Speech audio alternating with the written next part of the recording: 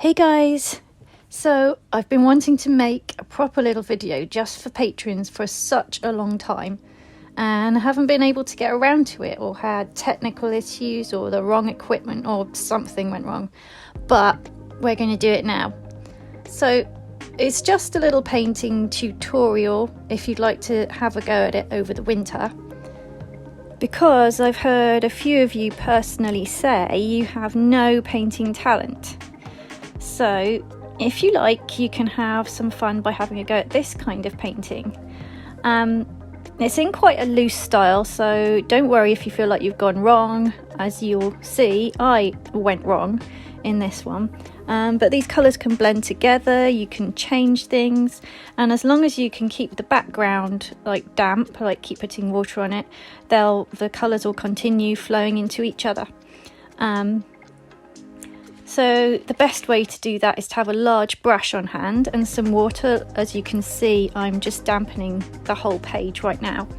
And yeah, have the large brush so you can quickly give the page another layer of water.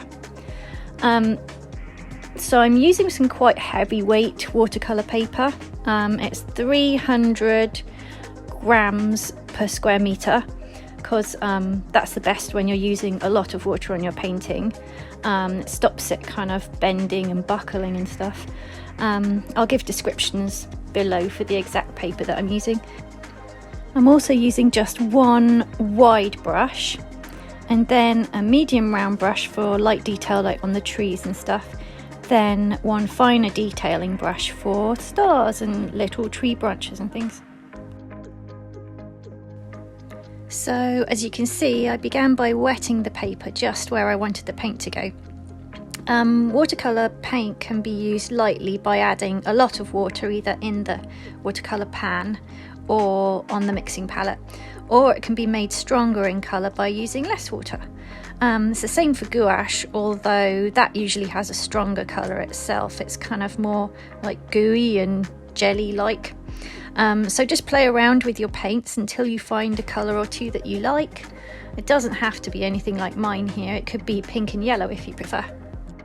So with that damp base, I began adding a light watery midnight blue to just start the process of colouring, making the sky darker towards the top of the page as it is in real life. You know, if you look up into the sky, it gets darker and darker and you're like looking out into space.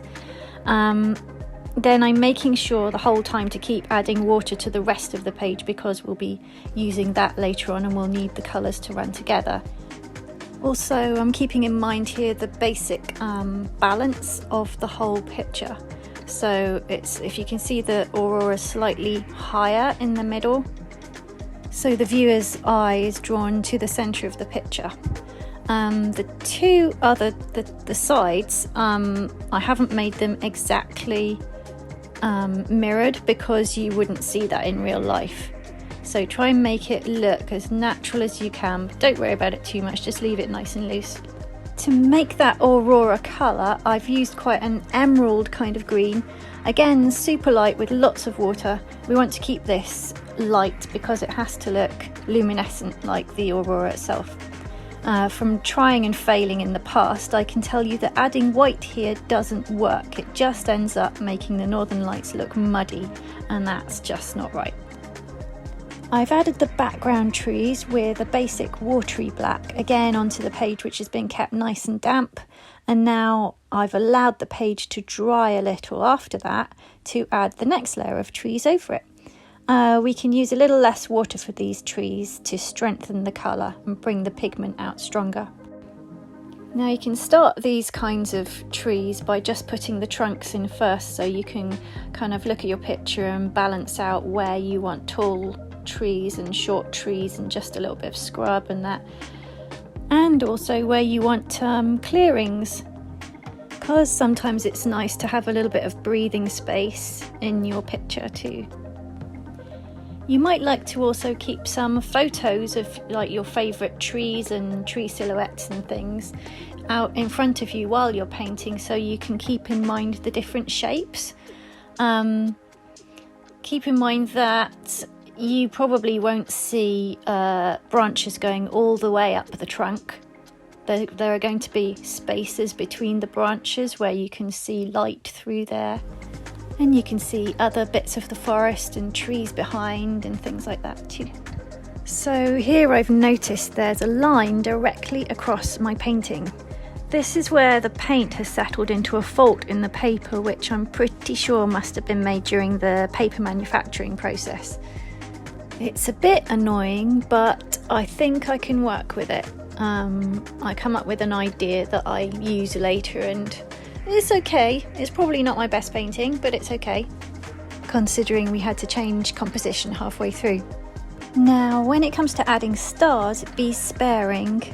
You can begin by adding little white dots to a damp background so you get that shine around the edges, or you can allow the paper to dry completely to make sharp little pinpoints of light directly onto the dry surface, which is what I've done here. I haven't really gone for the damp surface too much in this one. Although now I can see, I'm watching this video back, there's a little bit of damp surface right in the top right hand corner there that I'm just painting over right now, which just goes to show there aren't really hard and fast rules. It's just about experimentation and having fun with these. So there are going to be more stars at the top because it's darker and you can see them more easily against the black or dark blue surface than you can through the Aurora. But you can see some stars through the Aurora. It's not like clouds, it's made with the magnetic energy field, isn't it? So it's not actually something more solid that's making those colours. It's just the atmosphere that's already there. It's already in front and above you as it is.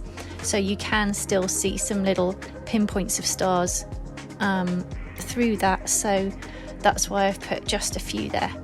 Now, remember that line that went across the paper? I decided to turn it into like electricity lines. And I didn't want to put exactly an electricity pole there, so I've made that into a tree as well.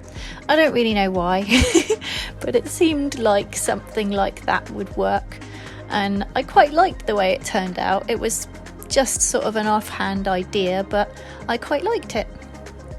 I'm using my tiniest brush here for these little branch details and things, and if you look at a lot of conifers, further down the trunk they have like old branches that have broken off as the tree's grown taller and as animals have nibbled away at the lower branches and stuff like that. So you'll get these like little tiny stumps coming off.